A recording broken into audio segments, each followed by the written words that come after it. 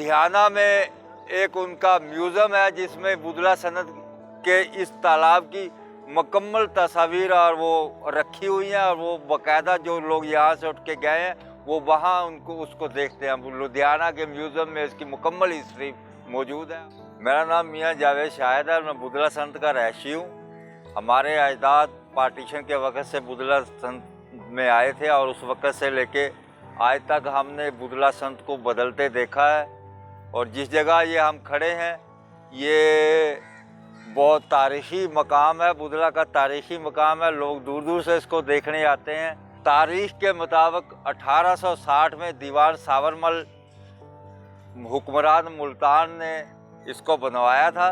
तारीख़ के मुताबिक बुधला सनत तालाब और तालाब शुजाबाद, लांगे खान बाग, लांगे खान लाइब्रेरी, ये 1860 में ही दीवान सावरमल का ही काम था कि उन्होंने बनवाई और इस इलाके के लोगों के लिए ये तालाब बनवाया। इसको 18 एकड़ रकबा ख़रीद करके इसको वक़्फ़ किया तालाब के नाम।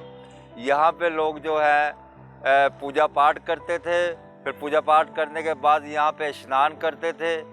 और पार्टीशन से पहले यहाँ एक बहुत बड़ा मेला मवेशियाँ लगता था जो आज तक तारीख़ की किताबों में मशहूर है, जहाँ असला और ये फर्नीचर वगैरह और मवेशियों की बहुत बड़ी मंडी लगती, जो एशिया की सबसे बड़ी मंडी थी। लेकिन अफसोस अब वो मेला तो नहीं लगता, लेकिन ये जो मकाम है ये अभी मौजूद है।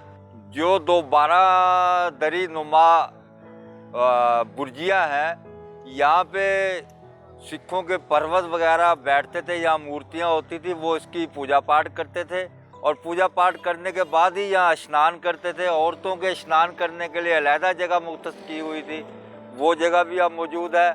और यहाँ पे सीढ़ियाँ थी बहुत गहरी और इन दोनों बुर्जियों को स्पेशल रास्ता जाता था और वहाँ पे वो लोग जो है पूजा पाठ करते हैं। इसकी ये जो बुर्जियाँ हैं इसके अंदर बाकायदा सीढ़ियाँ हैं, छत पे चढ़ने के लिए ऊपर रास्ता है, गोलाई में सीढ़ियाँ हैं, ऊपर भी लोग चढ़ के छत पे जा सकते हैं इसके।